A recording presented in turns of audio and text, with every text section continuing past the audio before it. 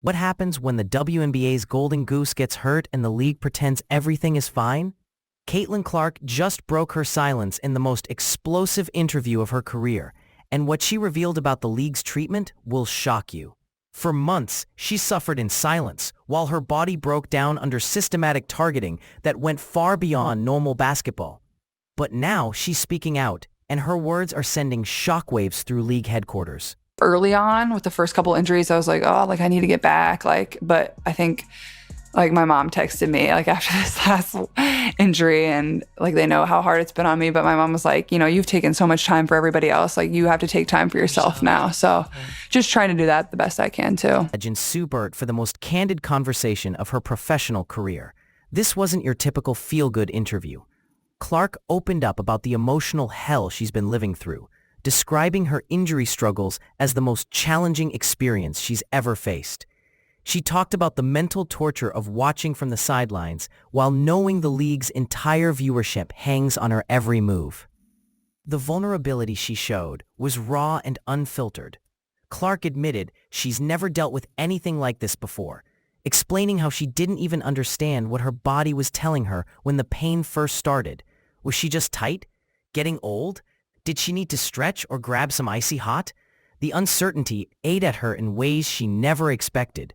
This is someone who dominated college basketball without missing games, suddenly confronting the brutal reality of professional sports.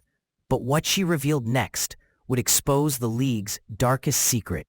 It has given me really good perspective on like what a lot of my teammates and people that teams I've been a part of, like certain people have had to go through. Like I've never been through anything like this. Like, and I think that's probably why it's been so hard, because like I've never really dealt with injury, and that's probably been a challenge in itself, because like when I first like was feeling pain, like I didn't understand it. Like I didn't know. I was like, am I just tight? Before we dive deeper into this controversy, smash that like button and subscribe if you want the real truth about what's happening in the WNBA. Your support helps us bring you these uncensored stories. About something that I cannot believe Caitlin Clark said out loud. Do I believe Caitlin Clark said this? Yeah. Do I believe she's right? Yeah. I cannot believe Caitlin Clark said this out loud. I'm shocked. I am shocked that she said it out loud in the Super Bowl podcast. And she's 100% correct. She's played on a team with Natasha Howard. Clark's injury nightmare began in preseason with a left quad strain that seemed innocent enough. She missed 5 games from May 28th to June 10th, thinking this was just part of adjusting to professional basketball. Then came the left groin injury that sidelined her for 4 regular season games, plus the Commissioner Cup final from June 26th to July 5th. But the right groin injury has kept her out since July 15th, became the final straw in a season that's tested her mental toughness more than any physical challenge she'd ever faced. The most agonizing part wasn't the pain itself. It was the uncertainty. Clark described perfectly what made this so torturous. It's not like I have a training camp to build up to playing my first game again. You're tossed into game 30. Go try to play well. No gradual ramp-up, no preparation period. Just trust your broken body and hope it holds together when you step back on the court. The stop-and-go nature of her season became psychological warfare that nobody prepared her for. But the moment that changed everything came through a simple text message from her mother. After Clark's latest injury setback, her mom sent words that hit different than anything she'd heard before. You've taken so much time for everybody else. You have to take time for yourself now. Those words carried weight that Clark had never felt in her basketball career. This wasn't just about physical recovery anymore. Her mother saw what everyone else missed. Clark had been sacrificing her own health for everyone else's expectations. The pressure to return quickly had become about more than basketball. It was about learning to prioritize her own well-being over the league's needs, over fan expectations, over everyone who depended on her presence to make their money. This message marked a turning point in how Clark viewed her role and responsibilities. For the first time, She realized she needed permission to put herself first. But the numbers behind her absence would reveal just how much pressure she was really under. The statistics exposed the WNBA's dirty little secret about their dependence on Clark. The Indiana Fever's record with her on the court tells the whole story. 8 wins and 5 losses when she's available, compared to 9 wins and 9 losses without her. That difference might seem small, but in a league fighting for relevance, every game matters. The viewership numbers were even more brutal. The May 17th Sky Fever matchup drew around 2.5 million viewers, making it a WNBA highlight, but contests without Clark and other stars averaged closer to 1.5 million on the same network. Attendance dropped during her absences. Television ratings showed similar dips. The uncomfortable truth became impossible to ignore. The league's financial health was directly tied to one player's physical condition. Clark felt this responsibility weighing on her every day. She admitted feeling the pressure of knowing that when she doesn't play, there's a substantial dip in everything that matters to the league's bottom line. But she also recognized something that separated her from other superstars. It's not like when LeBron or Steph get hurt. They're always going to be there. The fragility of her position in a struggling league added another layer of stress to her recovery process. Then came the moment that had league executives scrambling. When Sue Bird asked Clark about her sideline coaching during games she missed due to injury, Clark's response was pure fire. She smiled and delivered what sounded like a direct challenge to league headquarters. More so coaching the refs. "I feel like I would be a really good ref though. I wouldn't miss a call."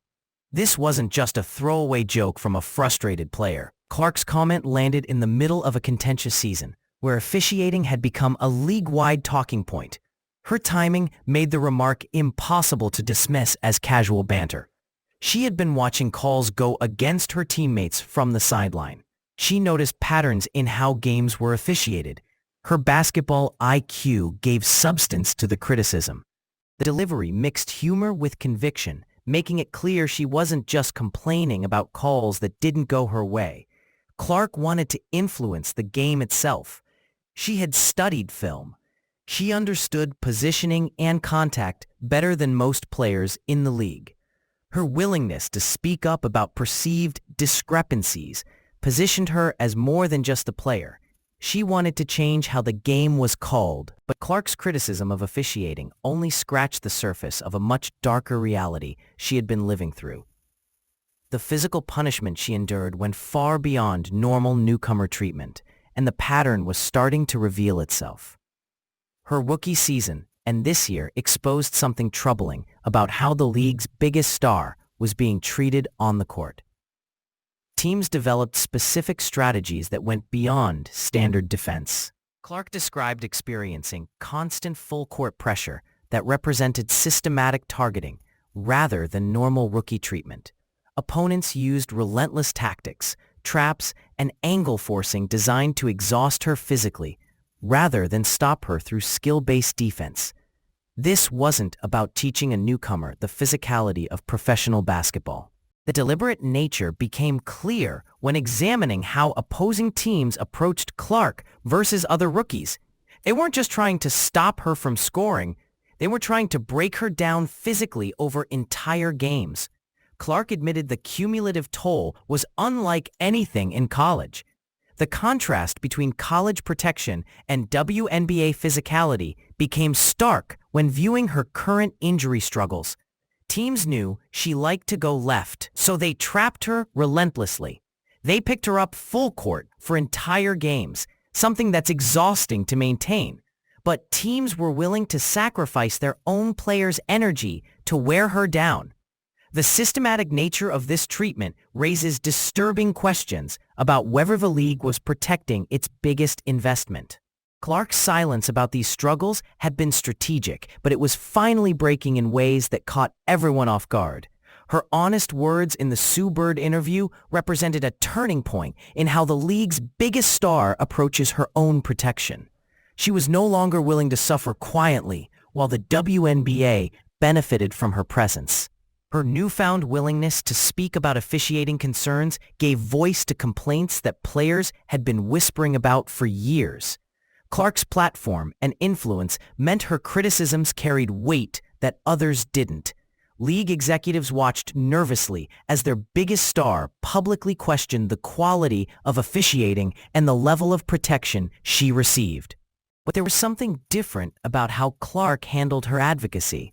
She continued signing autographs longer when hurt than when active, showing appreciation for fans who supported her through the struggles.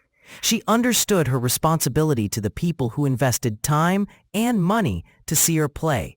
This balance between self-advocacy and fan appreciation showed a maturity that made her criticism more powerful. Clark's Candid interview changed everything. The conversation shifted from stats and highlights to player health, officiating standards, and how the league supports its biggest stars. Her honest words about struggles created a new standard for player advocacy that the WNBA can't ignore anymore. The league faces an impossible situation. They can't afford to alienate Clark, but they also can't ignore her direct challenges to their referees and their player protection policies. Her willingness to speak out publicly means other players might follow her lead. The days of stars suffering in silence while the league profits from their pain are ending. Meanwhile, the Fever have shown resilience during her absences. Players like Aaliyah Boston, Kelsey Mitchell, Lexi Hall, and Sophie Cunningham stepped up when needed most. The team remains around playoff position despite losing their primary scorer and playmaker for extended periods. The combination of Clark's newfound honesty about her struggles and her team's ability to stay competitive gives real hope for when she returns fully healthy. But more importantly, her advocacy might force the WNBA to finally address the systematic issues that have been hurting players for years. The Golden Goose has found her voice, and the league will never be the same.